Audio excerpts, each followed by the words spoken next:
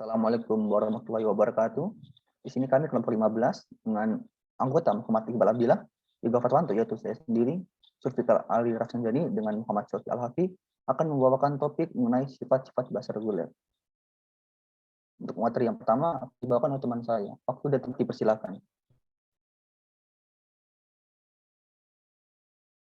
Untuk yang pertama, yaitu sifat-sifat penting dalam bahasa reguler digunakan sebagai alat untuk membuktikan bahwa sebuah bahasa bukan reguler. Alat dan sifat tersebut adalah pumping lemma dan sifat closure.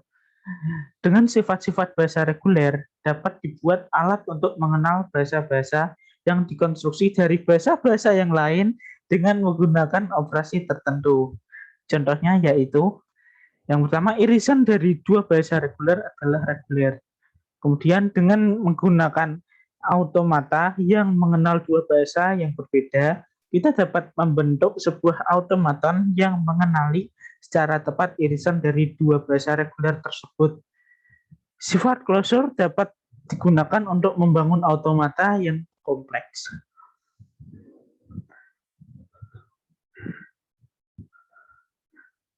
Selanjutnya, membuktikan bahasa bukan reguler. Perhatikan bahasa L01. 0 pangkat N, 1 pangkat N dengan rentang N kurang dari 1. Bahasa ini mengandung semua string 01, 0011, 000111, dan seterusnya. String tersebut terdiri dari satu atau lebih para 0 dan diikuti oleh jumlah yang sama dari para 1. Bahasa tersebut bukan bahasa reguler. Jika L01 adalah bahasa reguler, maka akan ada sebuah DFA A yang menerima bahasa tersebut.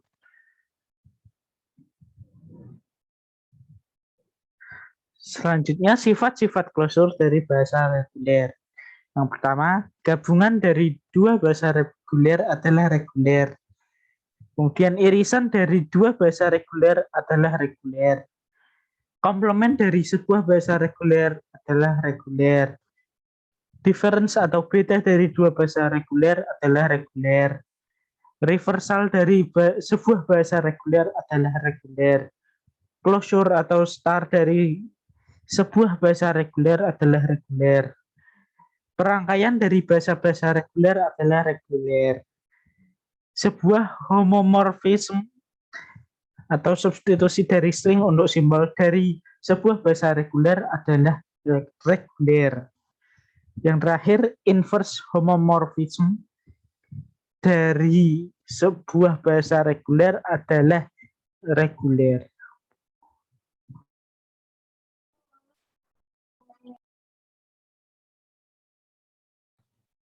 Ya, teorem yang pertama yaitu pumping lemma, yaitu apabila suatu bahasa merupakan bahasa reguler, maka akan dapat diterima oleh mesin DFAM, di mana set Q, sigma, delta, Q0, dan set F sendiri dengan sejumlah step N. Kemudian apabila string W dengan jumlah dari W lebih dari N diinputkan dalam DFA, maka pasti ada simbol K dalam DFA yang dikunjungi lebih dari satu kali. Kemudian apabila string dia adalah simbol K yang sama tersebut dipompa, maka sisanya pasti masih diterima oleh DFA tersebut. Contoh dari pumping lemma, bahasa yang menerima ekspresi reguler 0, 1, 0, 1, 1, seperti gambar di bawah, yaitu ambil string W dari elemen L dengan jumlah dari W lebih dari N dibagi W itu sendiri. Misalnya 0, 1, 0, 1, 1. Dimana dari Q0, jika diinputkan 0 maka akan ke Q1, diinputkan lagi 1 maka akan ke Q2, diinputkan lagi 0 akan ke Q1 lagi, kemudian diinputkan 1 akan ke Q3, diinputkan 1 lagi akan ke Q4. Kemudian simbol Q1 dikunjungi 2 kali. String dia adalah simbol Q1 tersebut dipompa keluar, di mana yang di Q0 ke Q1 terus ke Q langsung ke Q3 ya, jika diinputkan angka 1. Tapi string 011 tersebut masih dapat diterima oleh FSA. Next. Secara formal, misal L adalah sebuah bahasa reguler infinite, maka terdapat sebuah konstanta N dengan sifat bahwa jika W adalah sebuah string dalam L yang pajaknya lebih besar atau sama dengan N, maka kita bisa menulis W sama dengan UVX demikian sehingga UV pangkat I X elemen dari L untuk semua I lebih dari 0 dengan jumlah dari V lebih dari 1 dan jumlah dari UV kurang dari N. Notasi matematisnya bisa dilihat sebagai berikut.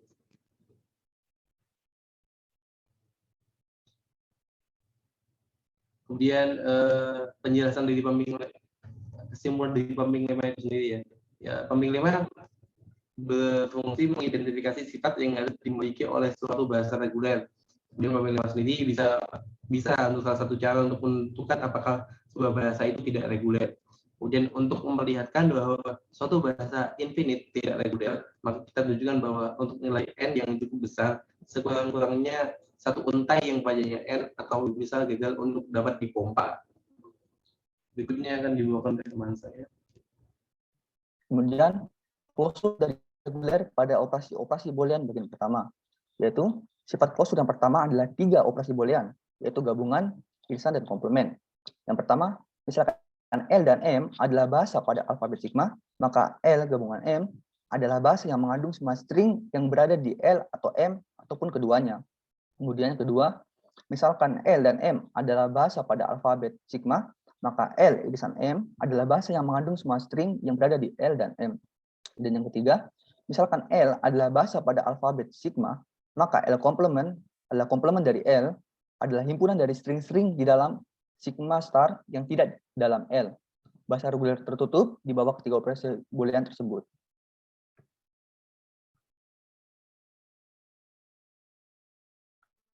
Dan klosur dari bahasa reguler pada operasi-operasi boolean bagian 2, yaitu gabungan dari irisan dari 2 bahasa dapat diperoleh dari bahasa-bahasa dengan alfabet yang berbeda. Contoh, L1 dengan himpunan AB, sedangkan L2 dengan himpunan ABC. Tetapi jika sebuah bahasa L terdiri dari string-string dengan simbol dalam sigma, maka L dapat dipandang sebagai bahasa pada sejumlah berhingga alfabet yang merupakan power set dari sigma. Sehingga kita dapat menyatakan L1 dan L2 sebagai bahasa pada alfabet A, B, C, D. Kemudian, klosur dari bahasa reguler pada operasi-operasi boolean bagian 3, yaitu komplement dari bahasa L adalah sebuah subset dari sigma star untuk alfabet sigma 1. Kita dapat memilih untuk mengambil komplement terhadap alfabet sigma 2, yaitu sebuah superset dari sigma 1. Jika demikian, maka komplement L adalah sigma 2 star minus L, yaitu komplement dari L terhadap sigma 2 meliputi semua string di dalam sigma 2 star yang memiliki sedikitnya satu simbol yang ada dalam sigma 2, tetapi tidak ada dalam sigma 1.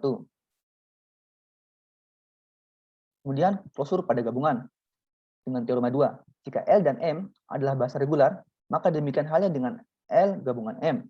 Dengan bukti bahwa karena L dan M adalah regular, maka kedua bahasa tersebut memiliki ekspresi regular. Katakanlah LS, maka L gabungan M sama dengan L R plus S dengan menggunakan definisi dari operator plus untuk ekspresi reguler. Dan selanjutnya akan dibawakan teman saya dan tepat dipersilakan. Oke, terima kasih. Untuk selanjutnya ada closure pada operasi komplement bagian 1. Untuk menentukan ekspresi reguler untuk komplement dari bahasa yang diberikan adalah yang pertama, kita mengkonversikan ekspresi reguler dalam bentuk NFA, lalu setelah dikonversikan ke NFA ke sebuah DFA dengan menggunakan konversi subset. Lalu untuk langkah ketiga ada komplementkan accepting state dari DFA tersebut, lalu kembalikan komplement dari DFA ke dalam bentuk ekspresi reguler dengan menggunakan konversi.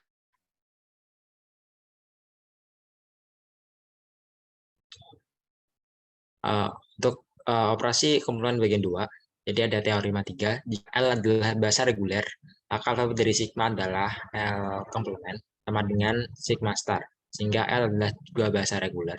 Hal ini bisa dibuktikan dengan permisalan L dengan L mempunyai A untuk suatu daerah DFA, hingga A mempunyai simbol-simbol tersebut, maka L komplement adalah LB, di mana B adalah DFA. Kita buktikan bahwa B seperti A, hanya saja accepting state dari A bukanlah accepting state dari B, dan sebaliknya. Maka W dalam dalam LB jika dan hanya jika sigma dari Q0 atau set awal dan W adalah dalam Q. Next. Oke. Mungkin bisa dipas dulu.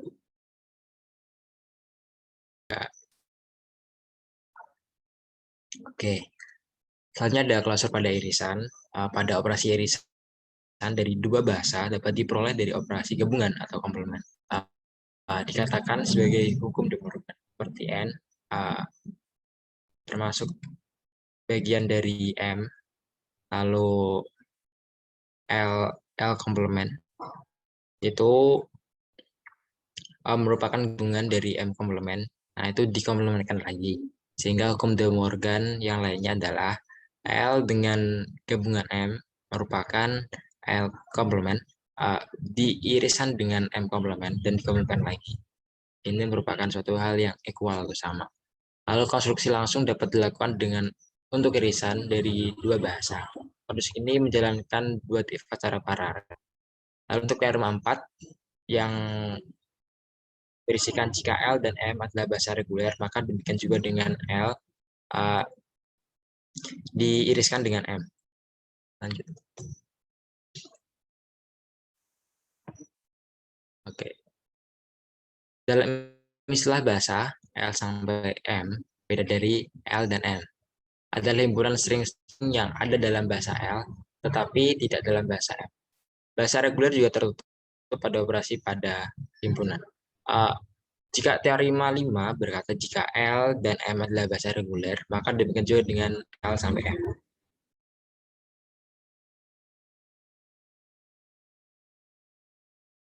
Oke.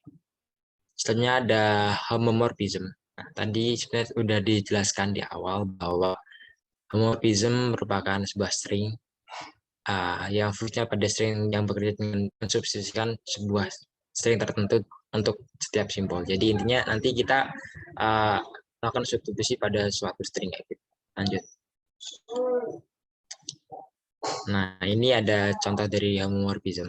Misalkan bahwa sigma mempunyai anggota AB, lalu gamma ABC, dan didefinisikan dengan HA itu AB, dan HB itu BBC. Maka homomorphic image bahasa L itu dan HL adalah ABAB, ABB, CAB.